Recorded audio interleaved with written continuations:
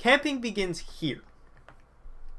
It's necessary to plan out all of your camping, especially for cooking, before you do it. That's one thing all about scouting. You always need to be prepared, especially when it comes to cooking, because there's so much that can go wrong that you need to be prepared for it. And if you walk in there without a plan, even a basic plan of what you're going to do, stuff isn't going to go well. So I've got a duty roster here. This is just a very, very basic one that, shows who's going to be cooking, who's going to be cleaning, and who's going to be tending the fire at the different points of the day.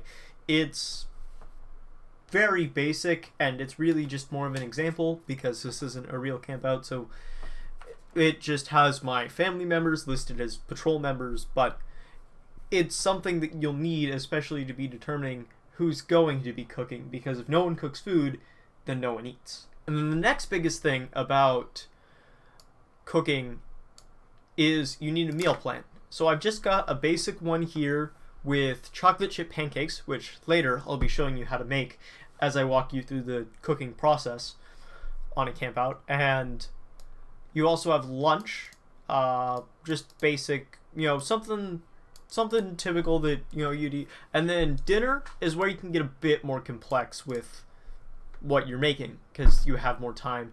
And then the breakfast the morning you're going home, typically don't go too far out on that because you're heading home. You just need something that you can eat quickly before you pack up your campsite and head out. So this is just something for a simple leave on Friday, stay Saturday, go home on Sunday type deal. Now, there's some things that you need to watch out for when you're planning your meal plan, because the first thing is you need to keep it simple for two reasons. One, you need to stay within your budget, and there's a whole lot that goes into managing your budget. But two, you also need to make sure that you can make those things on a camp out. If it gets too complex, there's more room for stuff to go wrong, or you don't have the equipment you need, and it's just a big mess. So you want to keep it close to about, I'd say no more than 8 ingredients. I try and keep it around the 4 to 5 mark. Lunch and the breakfast going home are where I'd sometimes it'll just be burgers or hot dogs and chips, which we have here. And then breakfast is usually just granola bars or oatmeal. And the next thing that you need to worry about, as I mentioned, is managing your budget. As you'll see here, I've got sports drink, but let's say my patrol decided on Gatorade. But eventually we came to agreeing that just a generic sports drink, not go for that name brand stuff, because that gets a whole lot more expensive. As I'll show you right here, Gatorade and Powerade are relatively the same product anyways, but Gatorade will cost you 76-ish cents more, and if you're buying 2 of those for everyone in your patrol, so everyone in your patrol can have 2 if you have a patrol of 5 or so, then that's $1.50 that could have gone towards something else, making something better. So those are the kind of purchases you need to look out for. And as the duty roster says, I'm going to be cooking this morning. So let's go make some chocolate chip pancakes. Alright, so I've got my meal plan here. It's important to plan these things out ahead of time. What I have here is rather simple. You can go as complex as you like. You can combine your duty roster and say who's going to be cooking all of these different meals. You can even go so far as to put recipes on here. Before I begin, I just want to say, with camping, there's a big difference between a kitchen and a campground. But everything I'm going to be doing here, I've kept simple enough, and it's just as simple as, instead of having a camp stove, we have a stovetop, and instead of having a cooler, we have a refrigerator, and instead of having whatever else you brought your ingredients in, we have a pantry. So I'm going to go grab those ingredients and we can get started. So we've got our ingredients here, and I've gotten some basic uh, cooking equipment and that you would need, and this is stuff that you would all have on a camp out. Let's get into cooking here. So first we'll we'll measure out our mix here. And so for that we'll need another measuring cup, but if you didn't have that, this would work just fine. It's not ideal, but it works.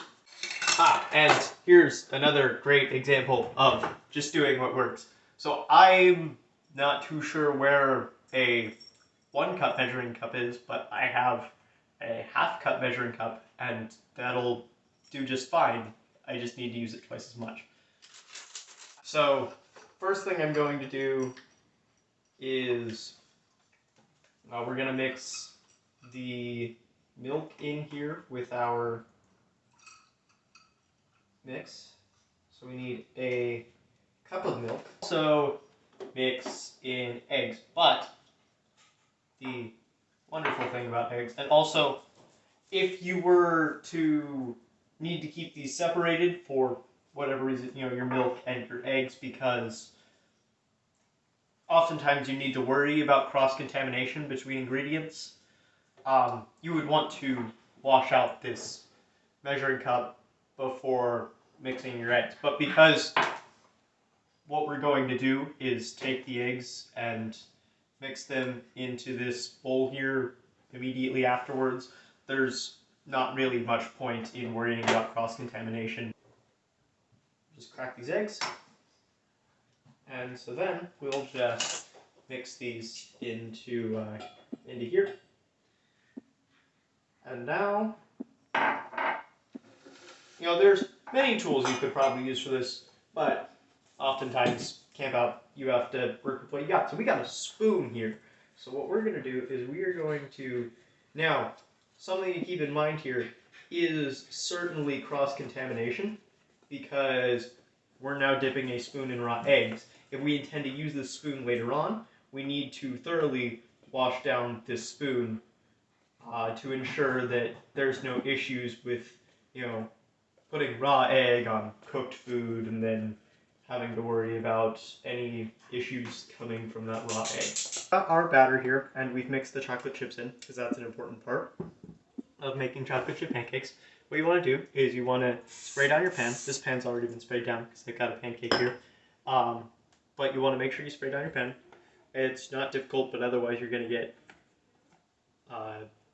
pancakes stuck to your pan, and then it's not going to be a fun experience. With pancakes, you'll bring it over here, and then you'll just pour your pancake just like that. Now that this pancake's ready to be flipped, we'll move it up just a bit, and we'll look underneath, and it looks good underneath. So we'll pick the pancake up and flip it just like that, and that's what you want the underside of your pancake to look like. Maybe even a bit less. This guy's just fine. And then once the other side's ready, you just flip it over just to make sure that looks good, and then you just transfer it over to your plate there. Then that's how you make chocolate chip pancakes.